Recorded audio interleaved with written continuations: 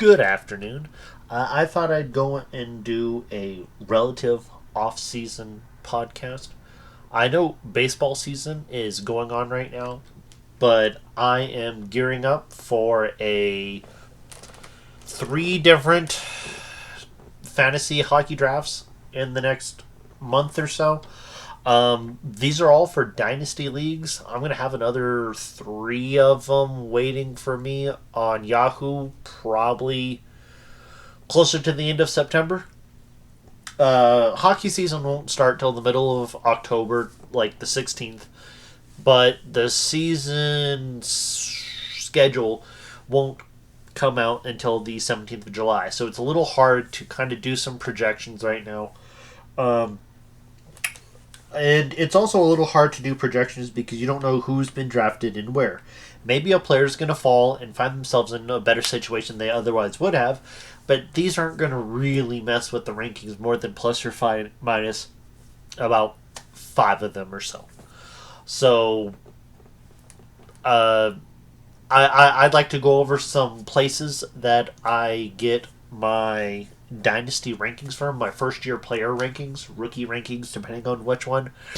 In baseball, you call it first year player draft because you'll have players get drafted in the MLB draft in the middle of the summertime, and then those players plus any overseas signings will be eligible for your FYPD first year player draft player pool the following spring in March or so. Sometimes you'll start in late April or late February, but most of the time you'll be there probably about the second to third week of March. Probably the second week of March you'll start. And if you run slow drafts, it'll go it'll take a couple weeks, but you'll be there before the league before the season starts.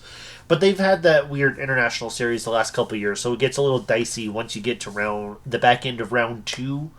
Some leagues I'm in have 2 rounds of drafts. Some have 3. Some have 5. One of them has just 5. So for baseball, I like to use CBS Sports as a standard ranking of here's like the top 50 to 100 prospects. Sometimes the articles will have projections for more specific. Hey, this player at their peak will hit 280,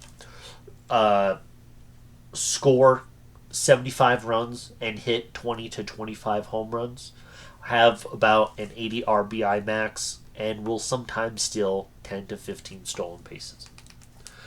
But that won't happen all the time. I couldn't find it when I was re-looking for links right now, but I know in previous years CBS has had individual player breakdown. Here's the maximum. A good website for that is Imaginary Brick Wall. This guy gives paragraph minimum descriptions of these players, what they were in high school, college, overseas, what their skills are, what they project to be once they make it up to the major league level. He has really good numbers. He has reason behind him. I love Imaginary Brick Wall because it goes really deep. It gives me a good solid pool of players when I am looking at the end of a 18 team draft. You're at the end of round 3 and you're like, man, I need a player. Or on my 2 Frantrax leagues that are both either 18 or 20 teams and both are 5-round drafts. So once you get down there, now you're looking at prospects that are like 100th prospect ranking for a year. So now it's not just, well, this guy is in the first round, the second round, or the third round. You've got guys that are injured. You've got guys that aren't going to sign their deal for one reason or another. You've got guys that will flame out right away. You need backups. Oh, this guy that has a really good hit tool and is good defensively but has nothing else. Maybe you take a flyer on him, like Jack Wilson, who had an 80 grade on his hit tool, but nothing else. I took a flyer on him in one league, traded him, stupid, picked him up at the back end of a redraft in a keep 9, like the second to last pick in the draft, like round 22 for a 14 team league, 12 team league. And all of a sudden, it's like, bam, look, I've got a guy that now has some unexpected power, has a little bit of speed, but he's cranking out a 360 average regularly. I wouldn't have known that if I didn't go and look at Imaginary Brick Wall. Other ones that are good is Rotoballer will give you good rankings and a little kind of like snippet of things. Dynasty Guru Dynasty Guru is another good one for like checking your rankings versus other rankings. Just kind of so you get an average. Not all rankings are going to be the same. Generally, your top 5 more or less are going to be in the same order, and then your 5 to 15 start to phase up and down depending on how much stock you put into pitching versus hitting. I know I've caught a couple guys that have fallen. Hae Sung Kim, that came out of Korea, they said decent hitter, not much else. At best, a 265 hitter, he'll be all right. And then he goes to the Dodgers, who's deep as fuck. All of a sudden, he's out, and it's like, okay, let's give him regular playing time. Give him regular playing time, and all of a sudden, he's hitting like 330 plus. And then when you just put him in like twice a week, every other week, he's like, oh, well, I just went 0 for 7. And now in a 3-week period, I went like 3 for 12. At best. Like, you go like 3 for 14 or whatever the fuck. And it's like, wow, this guy sucks. No, he doesn't suck. He just needs regular reps. But if you checked the rankings, he was anywhere between 15th and 30th.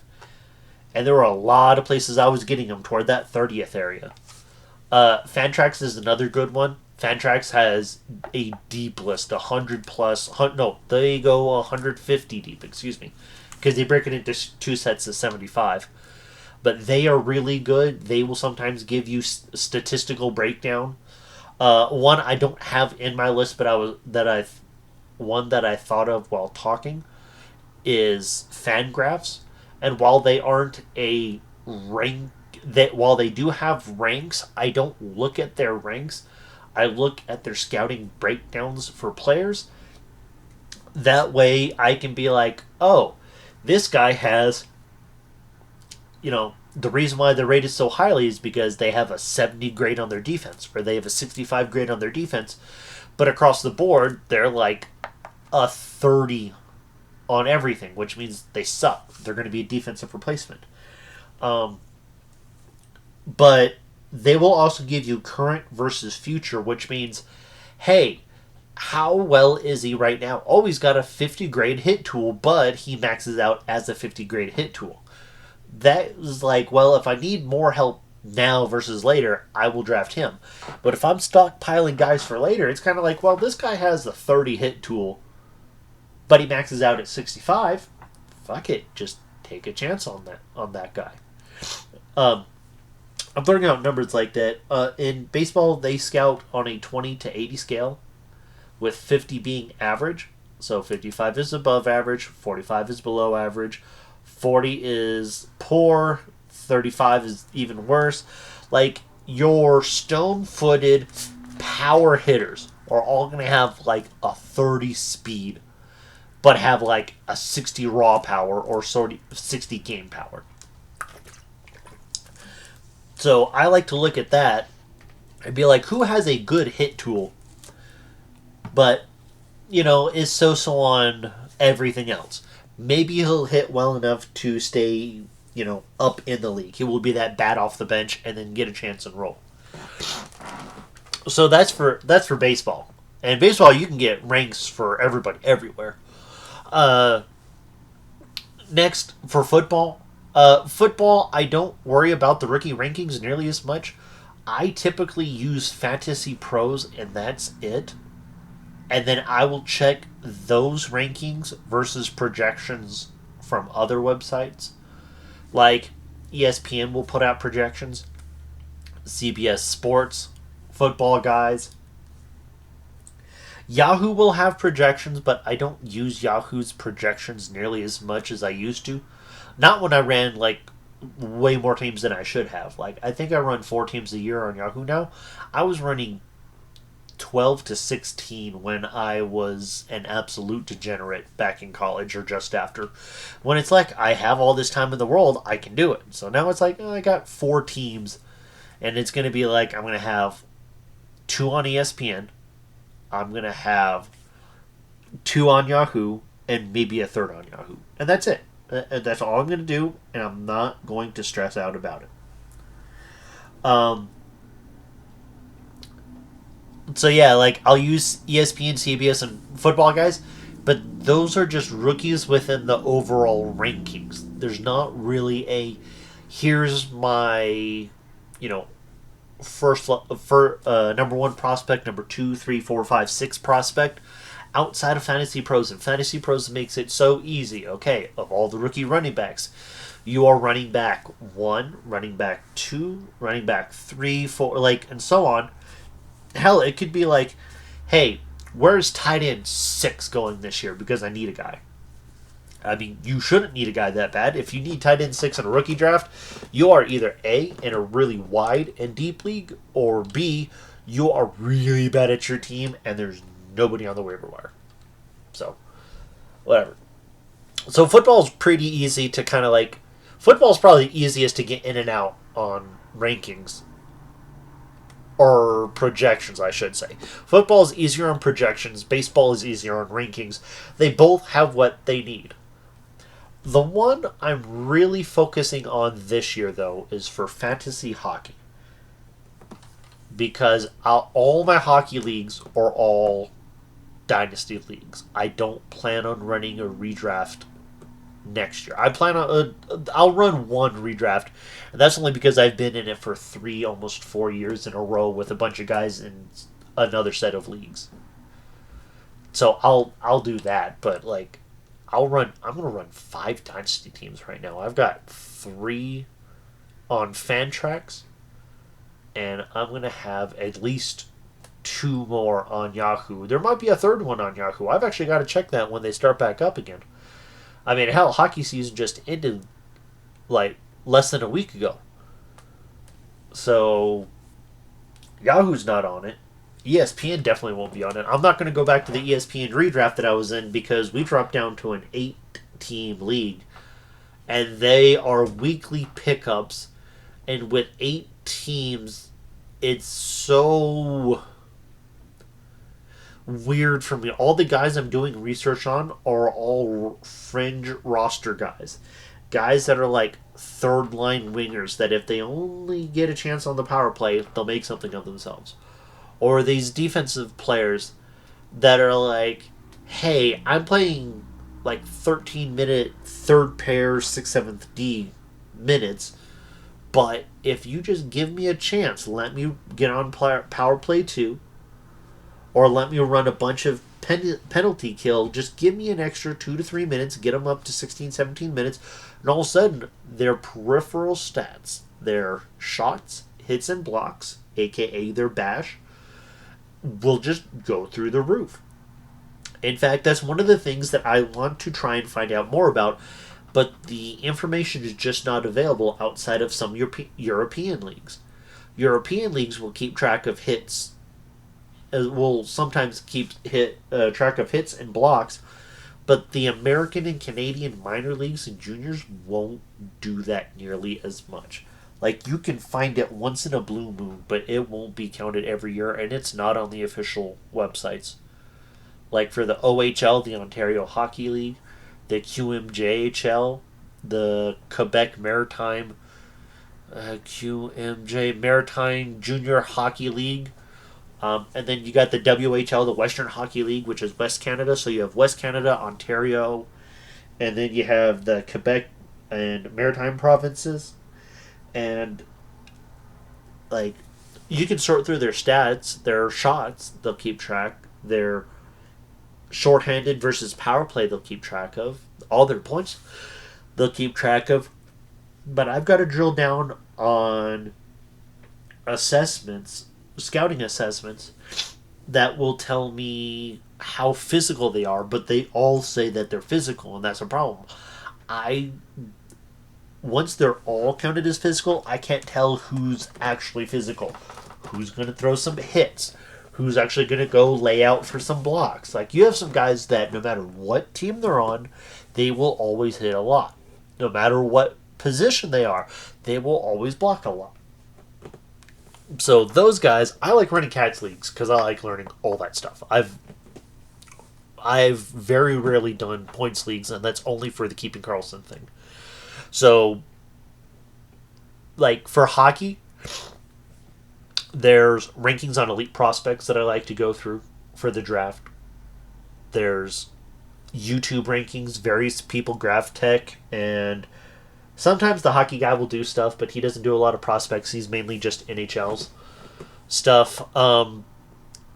There's various Reddit posts that I'll actually break down some of these stats that I like to get at. There's no one person every year that I look at. I like to kind of shop around a little and be like, oh, well, this is a stat I haven't heard of. Let me do some research on it. Dauber Prospects will give a list. So they'll give some in the run-up to the draft, but they will also give it in the immediate aftermath where they update their Dynasty prospect rankings. And they are really, really good at that. So it's like, hey, how good are they? Oh, wow, if they make it to the NHL, they have a chance at being a second-line or a first-line guy. Sweet. Uh-oh. But they have so many defensive deficiencies or skating deficiencies, they have less than a 50% chance of that. So they give upsides and then certainty. Maybe you have a guy that's a solid all-around guy that can contribute, but he's not amazing at any one thing, so he's not going to turn out fantastic. So maybe his NHL certainty is above an 8.0 on a 10 scale, but his fantasy score is going to be like a 5.5, maybe a 6. But on the other hand, maybe you have an exciting prospect that gets injured all the time. So maybe his NHL certainty is like a 5, but his upside is like an 8.5. So then you have to kind of weigh the pros and cons there. One that I'm going to look at is Taha Loan's Top 100 Skaters. He's got breakdowns for peak, for average, and their absolute floor for some of these players. And while I know some of the comparisons, the comps, I don't know all of them. So this forces me to go back and do more research on hockey players and be like, hey, who is this guy? Hey, who is that guy? Okay, I know that name. What kind of player was he? Because I didn't watch him while he was actually playing. So I have a lot of stuff to go over. And as much as I want to get in the weeds of, wow, this guy's really good, but he's not going to get drafted till the 4th round, the odds of making it to the NHL when drafted outside of the 1st round or even 2nd round is exceedingly small. Like, this is not the NFL where you are there and you just need to get told that you're getting play time. This is more akin to baseball where you are going to go into a minor league system and then you are not going to come up to the majors for 2 to 5 or even 6 years, depending on the player. And if you're a goalie, it could be upwards of 7 years before you even sniff the NHL. It's an astoundingly long road ahead of you. It takes a lot of time. So some of these players, you're like, yes, I'm going to take him and hope to God that he's all right not only this year, but 2 to 3 years down the line, and they make something of himself. So, like, that's how I normally do my research. I'll go in, get a list. I'll try and find out where I'm drafting in my league first. And be like, okay, I'm at the 17, 37, 54, and 60th picks overall. Let me look who's being ranked in those areas. So I'll jot down 4 or 5 guys. Okay, cool. Check him. And then kind of go through. Okay, this guy, cool. Okay, that guy, cool. Oh, he might slip. I'll have a better chance at this versus that. So I've got guys for one league that I'm co-managing with another guy. I know who I want. We've got 5 picks. The question is he going to be sold on the same players that I am? And if he's not, that's okay. Both of us are really good at pivoting and listening to the other person. Hey, I think that. And as long as the other person doesn't, like, object to it, all of us are like, yeah, sure, whatever, if I could go for it. You'll make that pick, I'll make that pick. And I mean, it happened last year where I'm like, hey, I am out of commission, I'm out of contact. can you take care of this? Whoever you like, go for it. We are so late in this that these are dart throws, hoping that someone will make something of themselves. And that's it. So, I've got a bunch of research to do today because I need to expand the pool. I've zeroed in my guys, but I need to know other players that my co-manager wants, and we'll go and talk to each other, because the NHL draft isn't even till later this week. This is Sunday the 22nd. That draft isn't going to be till like the 26th and 27th, or 27th and 28th. It's got to be 27 and 28 Friday, Saturday.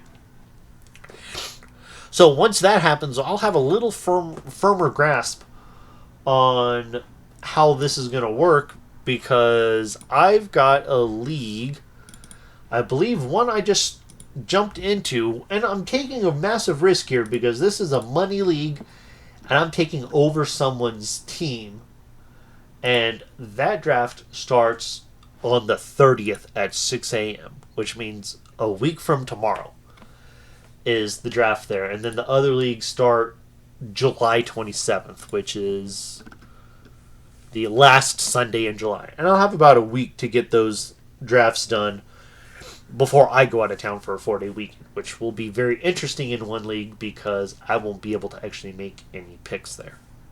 So, we'll see what happens. I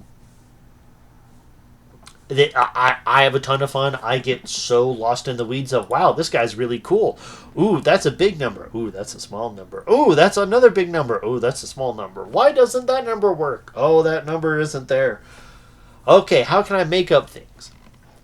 So I will come back after the NHL draft and be like, oh my god, these guys are absolutely going to be available. I can't wait to pick them. I also can't wait to hear about the Dynasty League I was in and see where I draft in it, or if they're going to have me back this year. I got let go from a job back in March, which is why I started doing podcasts again, and they already have 2 people that aren't working there that are still in the league, that want to be in the league. One of them was an engineer that was there for years, and then another one is like a college best friend of one of the co-owners.